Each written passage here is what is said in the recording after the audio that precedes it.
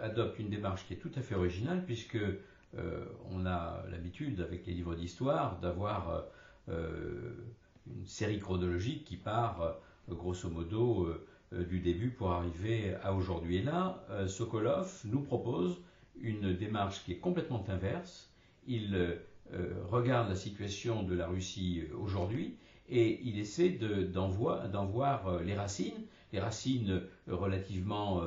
proches, moins immédiates et puis parfois très lointaines, ce qui fait qu'on va retrouver toute l'histoire de la Russie sur plusieurs siècles.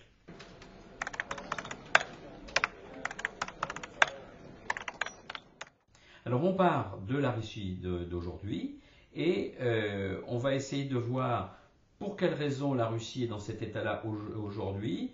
raisons qui tiennent par exemple à toute son histoire du XXe siècle,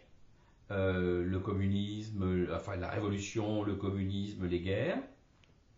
Quand je dis le communisme, il faut comprendre le stalinisme, mais en même temps, il faut comprendre aussi les raisons de ce XXe siècle. Et donc, on remonte un peu plus haut et on essaie de comprendre ce qu'a été le tsarisme, ce système politique et en même temps la colonisation russe pour faire l'empire, par exemple.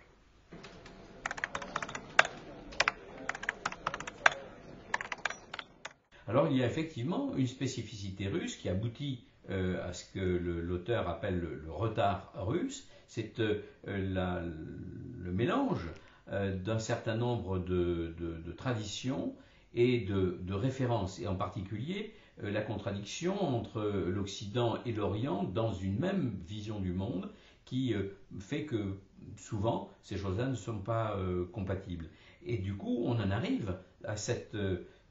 situation d'aujourd'hui, de cette Russie de Poutine, que beaucoup d'observateurs ont de la difficulté à comprendre, en particulier dans les événements qui se déroulent sous nos yeux, avec les rapports avec l'Ukraine, les rapports avec la Crimée, mais lorsque l'on et l'attitude de Poutine, mais lorsque l'on s'adosse à l'histoire de la Russie et de l'Union soviétique, on comprend très bien comment les choses ont pu se constituer de la sorte.